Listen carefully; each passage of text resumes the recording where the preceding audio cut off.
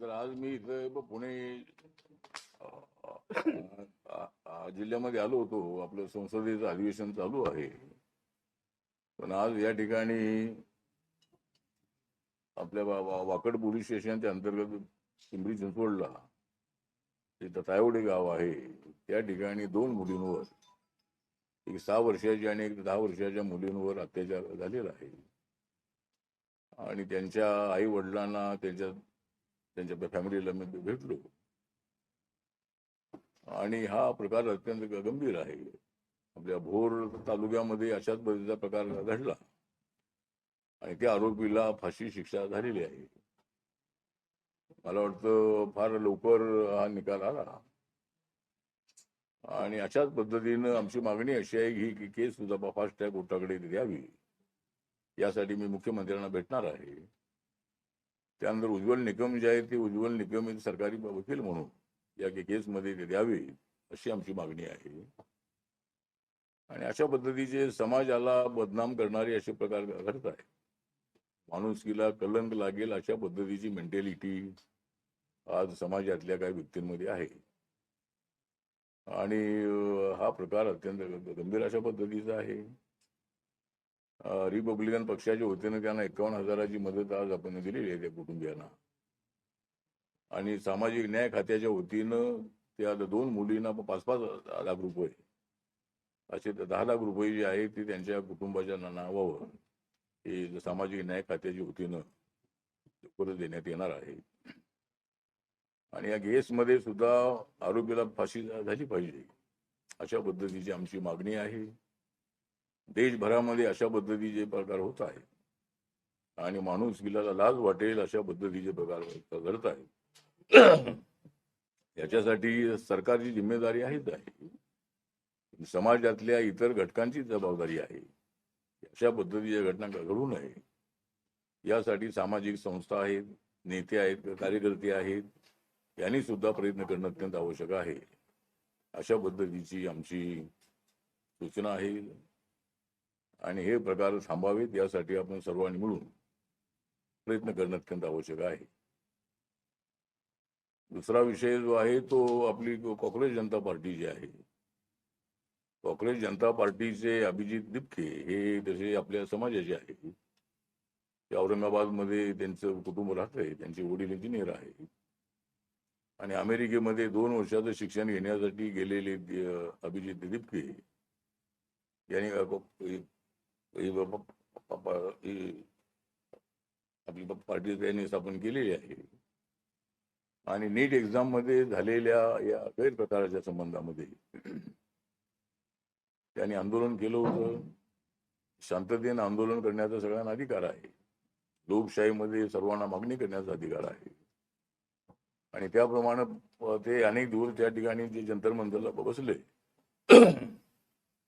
आणि अत्यंत शांततेने ते आंदोलन चाललेलं होतं. 20 तारखेला मात्र जो त्यांचा मोर्चा निघाला तो मोर्चा रेल भवन पर्यंत आलेला होता आणि रेल भवन जवळ तो मोर्चा आल्यानंतर पोलिसांवर दगडफेक झालेली आहे. त्यानंतर बॅरिकेटर तोडून आंदोलक हे पलीकडे पार्लमेंटकडे जाताना दिसत आहे.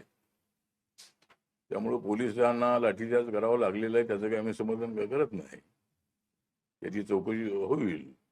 त्याच्यामध्ये जे अधिकारी दोषी असतील त्यांना सुद्धा त्यांच्यावर कारवाई झाली पाहिजे अशा पद्धतीची आपली सूचना आहे. आणि माननीय अमित शहा हाऊसमध्ये येत नाहीत अशी एक तक्रार विरोधकांची आहे. त्याच्यामध्ये असं आहे की ज्या मंत्र्याचं काम त्या हाऊसमध्ये असतं ते मंत्री त्या हाऊसमध्ये येत असतात. त्यामुळे अमित शहा यांचं त्यावेळेला कुठलंही काम नसल्यामुळं ते हाऊसमध्ये आले नाही म्हणून ते हाऊसमध्ये येत नाही. अशा पद्धतीची तक्रार योग्य नाही. आणि मला असं वाटतं की अमित शहा हे देशाचे गृहमंत्री आहेत. ते अत्यंत ऍक्टिव्ह असणारे गृहमंत्री आहेत आणि त्यांच्यावर अशा पद्धतीत आळ घेणं बरोबर नाही असं आमचं म्हणणं आहे. सत्ताधारी पक्ष आणि विरोधी पक्ष एकत्रितपणे काम करण्याची आपल्या संविधानामध्ये तरतूद आहे. त्यामुळं हाऊसचं कामकाज चाललं पाहिजे. त्या ठिकाणी विरोधकांना आपली भूमिका मांडण्याचा अधिकार आहे. कोणत्याही बिलावरती चर्चा होत असताना त्यामध्ये काय बदल करणं आवश्यक आहे हे विरोधकांना सांगण्याचा अधिकार आहे. आणि सत्ताधारी पक्ष आणि विरोधक हीच लोकशाही आहे. त्यामुळे लोकशाहीचा अर्थच असा आहे की विरोधकांनी सुद्धा आपली भूमिका ही मांडली पाहिजे. आणि सरकारने चांगले निर्णय घेतले असतील तर ते चांगले निर्णय चांगले आहेत असं म्हटलं पाहिजे. सरकार कुणाचं सरकार बदलत असतात. 60 वर्ष 70 वर्ष काँग्रेस पार्टी सत्तेवर होती. आता 12 वर्षापासून एनडीए सत्तेवर आलेली आहे. आणि लोकांचं जे मत आहे लोकांच्या बहुमतावर सरकार स्थापन होत असतं. त्यामुळे नरेंद्र मोदींच्या नेतृत्वाखाली भरभरून अशा पद्धतीचा पाठिंबा जनतेने दिलेला आहे आणि देश विकासाच्या दिशेने पुढे जातो आहे.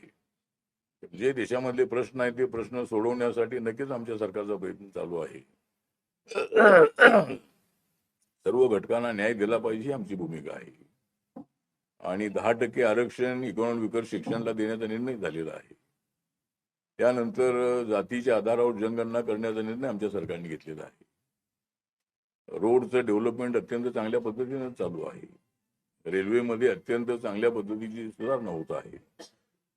आणि अनेक प्रश्नांना न्याय देण्याच्या संबंधामध्ये सरकारचा प्रयत्न सातत्याने चालू आहे. एकतर आरक्षण हा आमचा संविधानिक अधिकार आहे, हक्क आहे आमचा तो. शेड्यूल कास्टला आणि शेड्यूल ट्राईबला बाबासाहेबांच्या प्रयत्नामुळं आणि बाबासाहेबांनी आग्रही भूमिका मांडल्यामुळं संविधान सभेने याला मंजुरी दिली आणि दलित आणि आदिवासींना सुरुवातीला आरक्षण मिळालं 15% आणि 60%. त्यानंतर ओबीसीना जे मंडल आयोगाच्या ज्या शिफारशी होत्या या शिफारशी मान्य करा यासाठी सातत्याने आंदोलन झाली होती. आणि दलित नंतरच्या काळामध्ये अनेक वेळेला आम्ही सुद्धा मागणी केली होती. नामांतराची मागणी करत असताना मराठवाडा विद्यापीठाला बाबासाहेबांचं नाव द्या ही मागणी करत असताना आमच्या पक्षाच्या आमच्या प्रांताच्या वतीने त्यानंतर रिपब्लिकन पक्षाच्या वतीनेही आम्ही अनेकदा मागणी केलेली होती की ओबीसीना आरक्षण मिळालं पाहिजे. त्यानंतर ओबीसीच्या काळामध्ये ओबीसीना आरक्षण मिळालं आणि ओबीसीचं पर्सेंटेज 52% असावं अशा पद्धतीचा कालेलकर आयोगाचा अभ्यास आहे. म्हणजे अभ्यासातून त्यांनी सांगितलं होतं ओबीसी 52% असण्याची शक्यता आहे. आता जातीच्या आधारावर जनगणना ही आता चालू होणार आहे. त्यावेळेला प्रत्येक जातीचं पर्सेंटेज किती आहे हे आपल्याला कळणार आहे. त्यामुळे कुठल्याही जातीवर अन्याय नको ही आमची भूमिका आहे. आम्ही अनेक वर्षांपासून ही मागणी करत होतो की दलित आदिवासी आणि ओबीसीना आरक्षण मिळालेलं आहे. सवर्ण समाजामध्ये सुद्धा अनेक अशी कुटुंब आहे की ज्या कुटुंबाचं उत्पादन 8 लाखाच्या आतमध्ये आहे अशा कुटुंबाला सुद्धा आरक्षण मिळालं पाहिजे. मग ते हिंदू कुटुंब असेल, मुस्लिम कुटुंब असेल, ख्रिश्चन कुटुंब असेल, शीख कुटुंब असेल, बुद्धिस्ट कुटुंब असेल, लिंगायत असतील, जैन असतील, जे या देशाचे नागरिक आहे आणि त्या समाजामध्ये अशा काही फॅमिलीज असतील तर त्यांना आरक्षण मिळालं पाहिजे. आणि महाराष्ट्रामध्ये मराठा समाजाला आरक्षण द्या अशा पद्धतीची मागणी सर्वात अगोदर आम्ही केलेली आहे. त्यामुळं आता मराठा समाजाला आरक्षण महाराष्ट्र सरकारचं जे 10% आहे ते मिळालेलं आहे. पण केंद्राचं आरक्षण देण्यामध्ये अडचण ही आहे की आता 10% आरक्षण जे आहे हे 10% आरक्षण ऑलरेडी मराठा समाज आपले क्षत्रिय आहेत, आपले ब्राह्मण आहेत, या सर्वांना त्या आरक्षणाचा फायदा होणार आहे, म्हणजे फायदा होत आहे. त्यामुळं मला असं वाटतं की अलीकडे आरक्षण हटाव अशा पद्धतीची मागणी होत आहे. त्यामुळे आरक्षण हे सगळ्या जातींना मिळते आता. त्यामुळे आरक्षण हटाव अशी मागणी करणं ही असंविधानिक आहे, ही घटनेच्या विरोधामध्ये आहे आणि अशा पद्धतीचं कॅम्पेन थांबवलं पाहिजे. म्हणून आपण एक पत्र प्रधानमंत्र्यांना लिहिलेलं आहे. आणि अश्विनी वैष्णव जे या खात्याचे मंत्री आहेत, जो असा प्रचार करणारे जे काय संस्था किंवा ज्या व्यक्ती आहे यांच्यावर बॅन यांना तिथं थांबवलं पाहिजे आणि समाजामध्ये दुरी निर्माण करण्याचा प्रयत्न होऊ नये अशा पद्धतीची आमची भूमिका आहे. त्यामुळं आमची सूचना हीच आहे. आणि दुसरा जो आपल्या नीट एक्झामचा जो पेपर लीक होण्याचा जो प्रश्न आहे तर यामध्ये महाराष्ट्रातले लोक जास्त सापडलेले आहे. महाराष्ट्रातल्या म्हणजे कुठल्या असू ते, पण अशा समाजामध्ये अशा काही व्यक्ती आहे की त्या व्यक्ती हा विचार करत नाही आहेत की याचा किती विद्यार्थ्यांना नुकसान होणार आहे. त्यामुळे नीटची एक्झाम जी आहे ती नीटची एक्झाम ही पुढे ढकलण्यात आली. अनेक विद्यार्थ्यांनी आत्महत्याही केलेली आहे आणि नंतर नीट एक्झाम झालेली आहे. पण असे पेपर लीक होऊ नये. अनेक वेळेला अशा पद्धतीची पेपर लीक झालेले आहे. सरकार कोणाची असो त्या त्या राज्यामधल्या सरकारची जबाबदारी आहे, केंद्राची तर आहेच आहे. पण केंद्राच्या वतीनं आता नरेंद्र मोदी सरकारने, एनडीए सरकारने आता बिल आणलं होतं.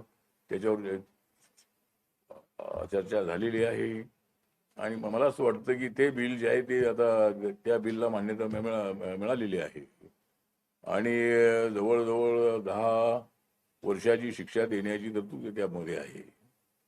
पण असं आहे की कायदे जरी किती मोठे केले तरी कायद्याची अंमलबजावणी करणारे जोपर्यंत मिळत नाही तोपर्यंत अशा पद्धतीच्या घटना पुन्हा घडत आहेत.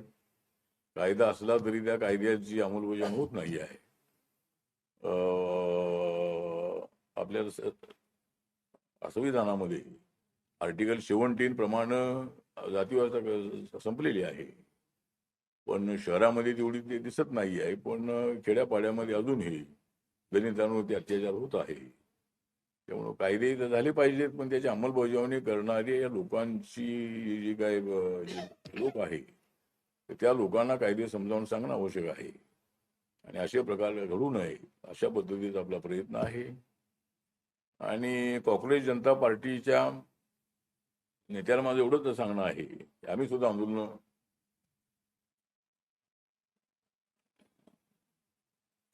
आंदोलनं केलेली आहे आणि आम्हाला माहित आहे की शांततेनं आंदोलन केलं की पोलीसवाले लाठीमार करत नाही आणि आम्ही सुद्धा लाट्या खाल्लेल्या आहे.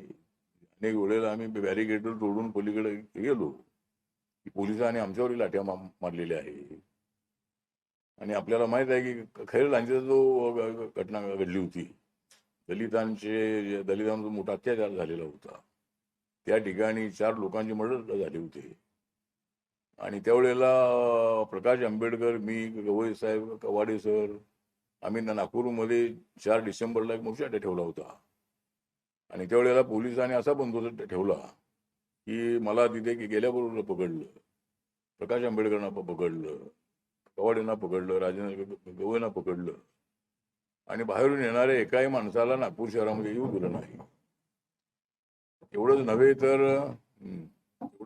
तर नागपूर शहरामधले लोक हजारोच्या संख्येने मोर्चात येणार होते. सगळ्या वस्त्यामध्ये एवढा बंदोबस्त ठेवला होता की एकाही माणसाला बाहेर तिने येऊ दिलं नाही.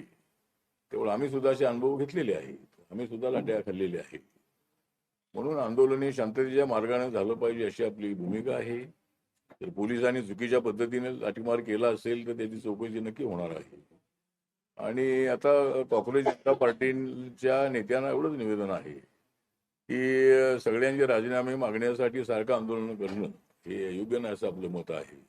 सगळ्याला प्रत्येकाला अधिकार आहे. पण आता धर्मेंद्र प्रधान यांचा राजीनामा घेतल्यानंतर आम्ही आता अमित शहाचा राजीनामा मागणार आहे, नंतर अनेक गुणाचा मागणार आहे. तर अशा पद्धतीनं आपली ताकद खर्च करू नये. विधायक काम करण्याच्या साठी त्या विद्यार्थ्यांना किंवा जे विद्यार्थी तुमच्यासोबत करून आलेले आहेत त्यांना विधायक काम करण्यासाठी त्यांनी आपला कार्यक्रम तयार करावा आणि त्यांची आर्थिक उन्नती होण्यासाठी त्यांना मदत करणं अत्यंत आवश्यक आहे. पुन्हा सर्वांना आंदोलनामध्ये आणून त्याचा उपयोग नाही आहे. आणि या आंदोलनाच्या केसेस सगळ्या मागे म्हणजे केसेस होणार नाही अशा पद्धतीची भूमिका सरकारने घेतलेली आहे. प्रधानमंत्र्यांनी सांगितलंय की या केसेस अजिबात होणार नाहीत म्हणून. त्यामुळे पुन्हा सारखी आंदोलनं करणं योग्य नाही असं आपलं मत आहे. तर करा आपण इतर विषयावर म्हणजे इतर लोकांचे जे प्रश्न आहेत त्याच्यावर आंदोलन करायला काही हरकत नाही आहे. भूमीना जमीन द्या यासाठी आंदोलन केलं पाहिजे. त्यानंतर लोकांनी उद्योग टाकण्यासाठी बँकांनी मदत करावी यासाठी आंदोलन करायला हरकत नाही आहे. पण फक्त राजीनाम्यासाठीच एक राजीनामा घेतल्यानंतर पुन्हा राजीनामा सगळ्यांचा मागायचा हे योग्य नाही असं आपलं मत आहे. आणि विद्यार्थ्यांनी मात्र मोठ्या प्रमाणामध्ये आंदोलनामध्ये सहभाग घेतला होता आणि सरकारने सुद्धा त्यांचं म्हणणं जे आहे त्यांच्या भावना लक्षामध्ये घेऊन त्यांच्या सगळ्या मागण्या मान्य केलेल्या आहे असं मी या ठिकाणी सांगतो. नितीन गडकरी यांचा राजीनामा सध्या मागणी दूर करत आहे. इथेनॉलमुळे गाड्या बंद पडत आहेत. मला वाटतं की इथेनॉलमुळे आता एक तर पेट्रोल डिझेल वगैरे तेवढं बाहेरून येत नाही आहे. त्यामुळं शेतकऱ्यांना सुद्धा इथेनॉलच्या उत्पादनाचा फायदा व्हावा अशा भावनेने इथेनॉलची कल्पना पुढे आली होती. आणि त्यामध्ये 20% इथेनॉल मिक्स करून पेट्रोल डिझेल विकलं जात होतं. पण आतापर्यंत काय कधी अशी मागणी झाली नव्हती. म्हणजे आता लोक सांगतात की या गाड्या बंद पडतात म्हणून. एवढ्या वर्षामध्ये गाड्या काही बंद पडल्या नाहीत, पण आता बंद पडू लागलेल्या आहेत. त्यामुळं त्याची चौकशी व्हायला काही हरकत नाही आहे. खरोखर जर गाड्या बंद पडणार असतील तर इथेनॉलचं प्रमाण कमी करावं किंवा इथेनॉल त्यामध्ये टाकू नये असा प्रयत्न सरकार करेल. पण सरकारची भावना काय त्या गाड्या बंद पाडाव्यात असं अजिबात नव्हतं. तर आपलं इथेनॉलमुळं शेतकऱ्यांना त्याचा फायदा होईल आणि म्हणून इथेनॉल मिक्स करण्याचा निर्णय घेतला होता. त्यामुळे आता गडकरीचा लगेच राजीनामा मागायचा. गडकरीने एवढी चांगली कामं केलेली आहेत, तेवढे रस्ते चांगले बनवलेले आहेत आणि ते ऍक्टिव्ह आणि अभ्यास असणारे अशा पद्धतीचे ते मंत्री आहे. त्यामुळं त्यांचा राजीनामा मागण्यापेक्षा इथेनॉल त्यामध्ये टाकू नका अशी मागणी करायला हरकत नाही. जर त्याचं प्रेझेंटेशन झालं तर खरोखर गाड्या बंद पडत असतील तर इथेनॉल त्यामध्ये न टाकण्याच्या संबंधामध्ये सरकारला निर्णय घेता येऊ शकेल. परंतु राजीनामा मागणं हे सोल्युशन नाही असं आपलं मत आहे.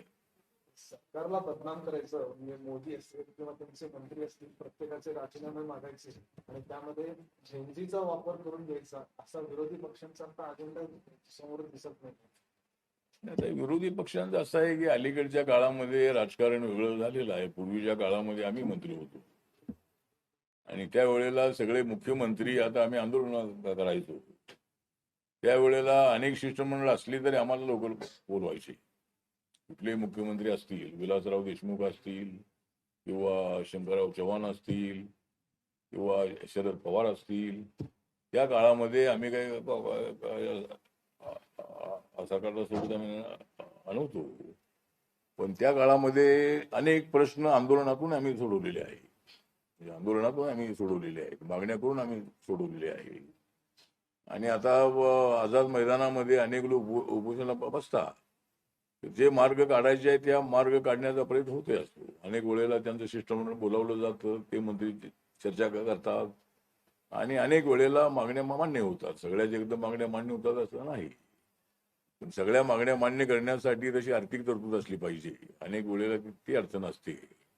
त्यामुळं काय वेळेला सगळ्याच मागण्या मान्य होत नाही आहे. पण एक तर संवाद असला पाहिजे. विरोधी सत्ताधारी पक्ष आणि विरोधी पक्षांमध्ये संवाद असला पाहिजे. एकमेकांचा रिस्पेक्ट असला पाहिजे. तो अलीकडच्या काळामध्ये राहिलेला नाही आहे. अलीकडच्या काळामध्ये शिवीगाळ करणं, हे असे आहेत ते आहेत तसे आहेत अशा पद्धतीचं बोलणं हे योग्य नाही आहे.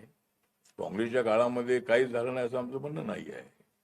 परंतु काँग्रेसच्या काळामध्ये आपण हायवे सगळे पाहिलेले आहेत. आम्ही सुद्धा सगळे हायवेने फिरलेलो आहोत. त्या काळामध्ये सगळे हायवे सिंगल असायचे. अटल बिहारी वाजपेयीचं सरकार आल्यानंतर बरेचसे नॅशनल हायवे काम सुरू झाली आणि गडकरींच्याकडे हे डिपार्टमेंट आल्यानंतर 2014 पासून अनेक रस्ते, नवीन रस्ते अनेक झालेले आहे. अनेक ब्रिज होत आहे. अनेक आता अटल सेतू सारखा सेतू झालेला आहे. मेट्रो ट्रेन अनेक ठिकाणी येते आहे. त्यामुळं संवाद पक्ष, सत्ताधारी पक्ष आणि विरोधकांमध्ये संवाद असला पाहिजे. विरोधकांनी मुख्यमंत्र्यांना, प्रधानमंत्र्यांना जाऊन भेटलं पाहिजे, त्या मंत्र्याला जाऊन भेटलं पाहिजे आणि आपली बाजू त्यांना पटवून दिली पाहिजे की आमची मागणी कशी रास्त आहे.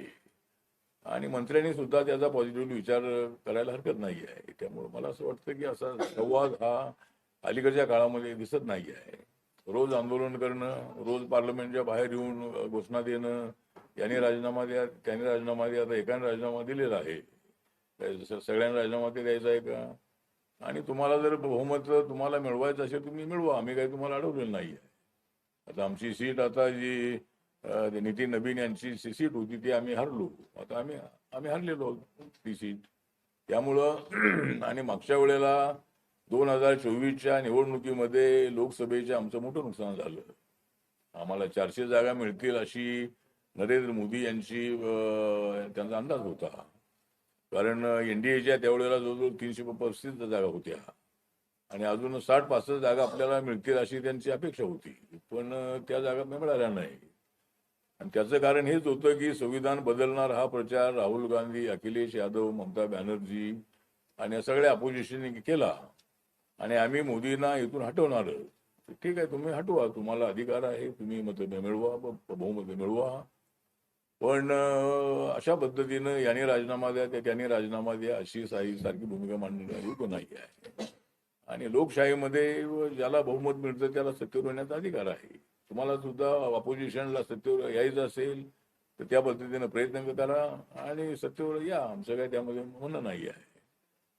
पण आम्ही काही त्यावेळेला म्हटलं नाही की बाबा ते बोगस शूटिंग झालं, त्याने असे काय बूथ चोरले, त्याने असं जाऊन काहीतरी शिक्के मारले. आम्ही हेच म्हणालो की यांनी संविधानाचा निगेटिव्ह प्रचार केल्यामुळं आमचं नुकसान झालेलं आहे. त्यामुळं आणि ही मशीन जी आहे ती काही आम्ही आणलेली नाही. आम्ही म्हणजे आमच्या आपल्या मोदी साहेबांनी आणलेली नाही आहे. ही मशीन तर काँग्रेसच्या काळामध्ये झालेली आहे. त्यामुळे ती ईव्हीएम मशीन बंद करायची असेल तर तो निर्णय घ्या. पण लोकशाहीमध्ये ज्याला बहुमत मिळतं त्याला सत्तेवर येण्याचा अधिकार आहे. महाराष्ट्र काँग्रेस किरण एक व्हिडिओ ट्वीट केला. तुला बसायला जागा नाही तुला? प्रश्न विचारणार नाही नाही उभा नाही, अजून निवडणूक लांब आहे, तोपर्यंत एवढं काय उभं. जिसमें उन्होंने कहा है कि सुमित्रा पवार और किसने भी गूंगी गुड़िया बनकर रहोगी, जिसके ऊपर अलग अलग जगहों पे महाराष्ट्र में आंदोलन हुए. आप कैसे देखते हैं? कोणतं आंदोलन? सुमित्रा पवारांना काँग्रेस गुंगी गुडिया म्हणलं. पृथ्वीराज चव्हाण नाही, आता सुनेत्रा पवार या दुःखामध्ये आहे आणि अजितदादा पवार यांचं जाणं आमच्यासाठी फार मोठं दुःखदायक आहे. इंडिया मतलब सुनेत्रा पवार है अजीतदादा पवार जी की पत्नी है और वो राज्यसभा में भी थी. जब अजीतदादा पवार थे वो राज्यसभा में भी आई थी और उनका अजीतदादा पवार को मजबूत करने में बहुत बड़ा योगदान रहा है. उनकी पहली फैमिली पद्म सिंह पाटिल जी की फैमिली धाराशिव में वो रहती थी और राजनीति का उनको पहले से अनुभव है. उनको गुड़िया बोलना ठीक नहीं है. वो तो एकदम मजबूती से खड़ी है. उनको क्यों बोलते हैं गुड़िया?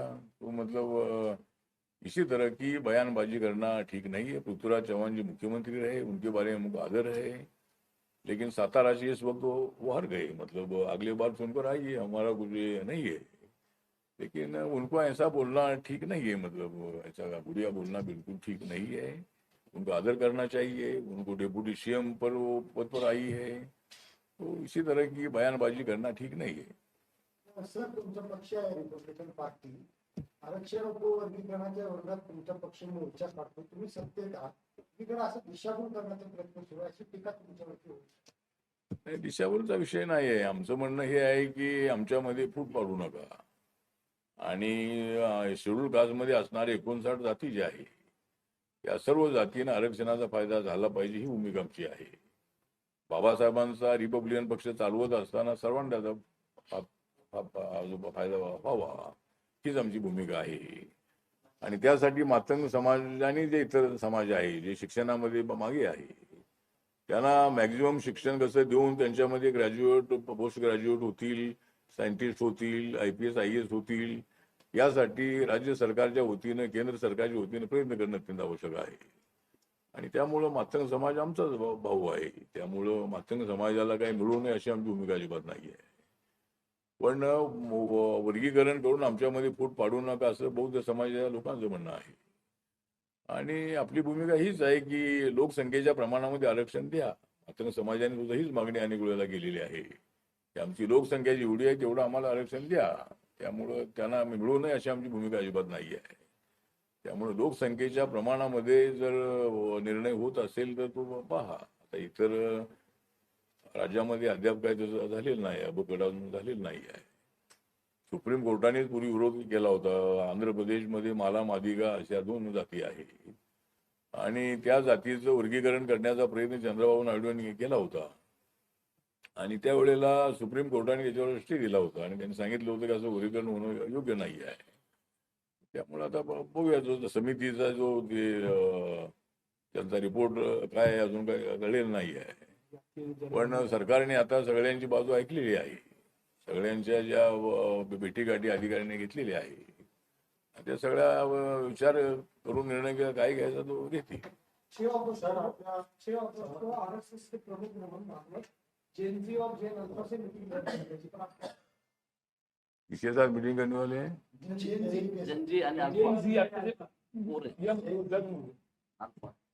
हाँ, तो मोहन भागवत जी ने बताया है कि भाई जो जैन जी के नाम पर जो दिल्ली में आंदोलन हुआ, दिल्ली में नहीं पूरे देश भर में हुआ, वो जो नौजवान लोग हैं उनके साथ मैं बात करूंगा, ऐसा कुछ उनका स्टेटमेंट आया है। उनकी क्या भावना है, उनकी क्या भूमिका है, वो हर एक को समझ लेने के बारे में उन्होंने अपना स्टेटमेंट दिया है। तो शायद उनके साथ बात करेगी और उनकी क्या मांग है, उनके मन में क्या है, ये मतलब वो सुनकर आगे सरकार को बता सकते हैं। क्योंकि आरएसएस संगठन जो है ये मतलब पूरे देश भर में है और मोहन भागवत उसके प्रमुख है। तो वो अभी उन्होंने बोला है मैं बात करूंगा, तो देखते हैं उसमें क्या बात होती है। तर आपल्या समाजातून बरेच कुटुंबातून हाँ? विद्यार्थी परदेशात शिक्षणाला जातात. हाँ? तसाच अभिजित दिनके देखील एक गरीब कुटुंबातून अमेरिकेत शिक्षण करायला जातो. परंतु त्या आंदोलनाच्या नंतर त्याच्यावर ईडीची चौकशी बसवली जाते. काय वाटतं तुम्हाला? नाही, ईडीची चौकशी वगैरे बसवलेली नाही आहे. तर सुरतच्या एका व्यक्तीने जो आरटीआयचा कार्यकर्ता आहे त्यांनी अशी मागणी केलेली आहे. तो काय कुणाचा नाही, तो बीजेपीचा नाही, आरपीआयचा नाही, कुणाचा नाही आहे. आरटीआय कार्यकर्त्यांनी अशी मागणी केलेली आहे की त्याची चौकशी त्याच्या वडील इंजिनियर होते आणि अभिजित दिपके अमेरिकेला शिकण्यासाठी गेला, तर एवढे पैसे म्हणजे त्याने गेला कसा, याची चौकशी करा अशी त्यांनी मागणी केलेली आहे. सरकारच्या वतीनं काय ईडीची चौकशी वगैरे बिलकुल नाही आहे. ते आरटीआयचे कार्यकर्ते ज्यावेळेला मागणी करतात त्यावेळेला काय चौकशी पुढे काय मला माहीत नाही. पण त्यांनी मागणी केली आहे. मी टीव्हीमध्ये पाहिलेलं आहे की याची चौकशी करा अशी त्यांनी मागणी केलेली आहे. सरकारच्या वतीने ईडी वगैरे असं काही नाही आहे. आता जोकासू एसटीपी या अत्याधुनिक जॅपनीज तंत्रज्ञानाने सुसज्ज, quick installation, energy efficient, noiseless blowers, low maintenance या आणि अशा वैशिष्ट्यांनी परिपूर्ण जोकासू एसटीपी तंत्रज्ञान प्रकल्प उभारणीपासून ते विक्री पश्चात समाधानकारक सेवा देणारी, भारताबरोबरच परदेशात देखील प्रकल्पांची यशस्वी उभारणी करणारी company Deccan water treatment private limited.